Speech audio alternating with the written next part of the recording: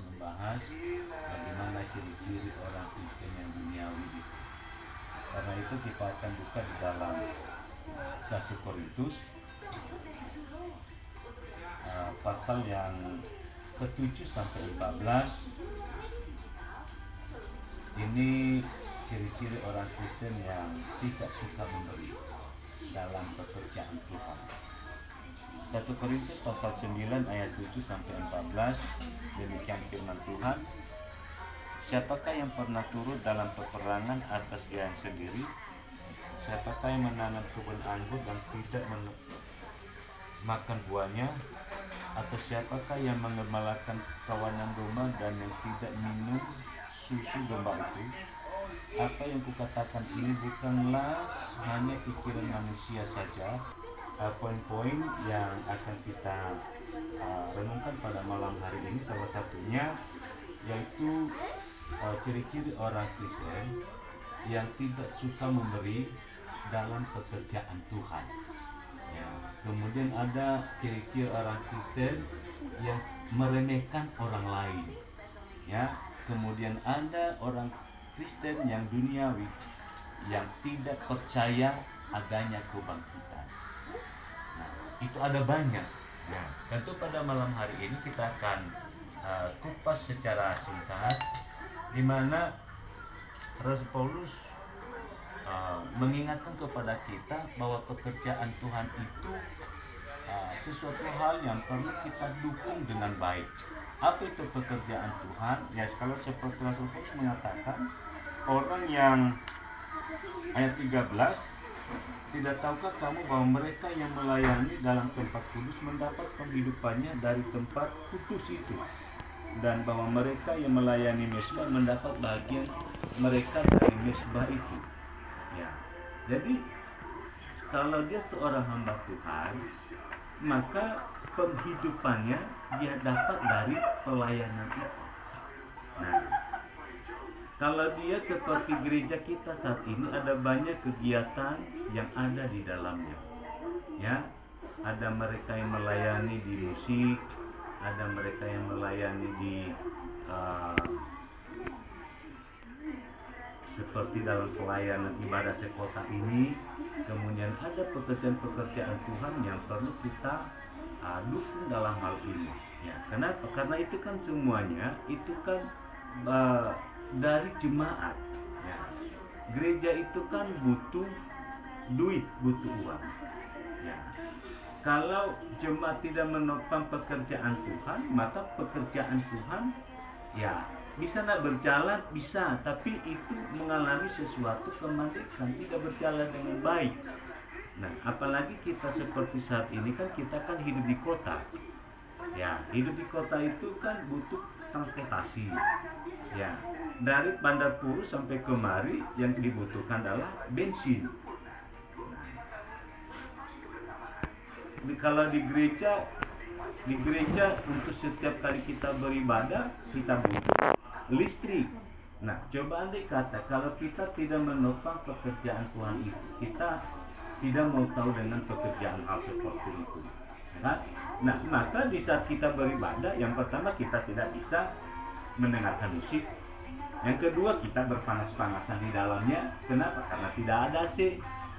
Ya, ini sesuatu yang Rasul Paulus ini memang harus demikian. Dan lebih-lebih para pelayan, hamba-hamba Tuhan yang melayani kita setiap hari Minggu, yang melayani kita setiap ibadah sekota ini.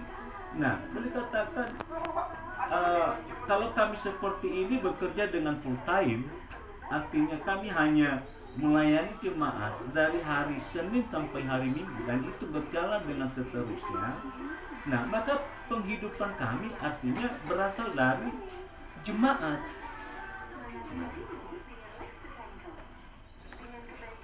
Tapi kalau andai kata kita tidak, ya dana kita tidak mencukupi dalam untuk menopang pekerjaan Tuhan, nah makanya seperti kami ini, kami hanya bekerja dengan separuh waktu.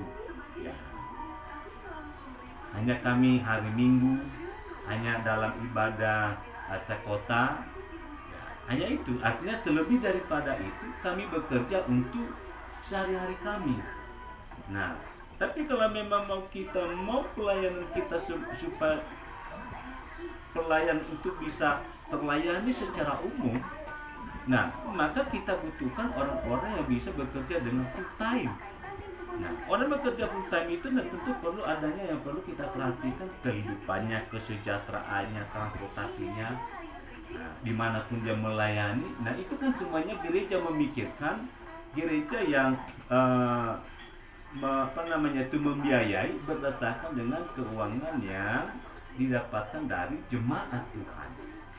Nah, tapi zaman sekarang ini ataupun di zaman dulu, Rasul Paulus mengingatkan kepada jemaat di Korintus bahwa artinya jangan kita hanya menonton saja, ya, jangan kita tinggal diam, jangan kita hanya mengharapkan saja atau tidak mau tahu dengan pelayan Tuhan. Perlu kita mendukung mereka, ya. Kenapa? Kalau memang mereka umpamanya pergi melayani kita, sementara mereka tidak memiliki uang untuk mau ke sana, kan butuh bensin.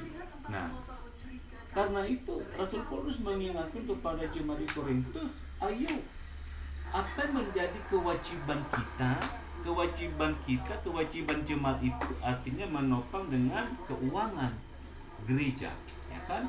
Tapi hak sebagai jemaat juga mendapatkan pelayanan seperti pada malam hari ini.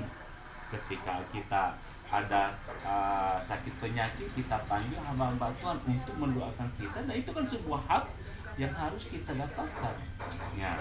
Ataupun umpamanya Anda syukuran di rumah, nah tentu hamba-hamba Tuhan kita undang. Nah, untuk menuju ke sana kan butuh transportasi.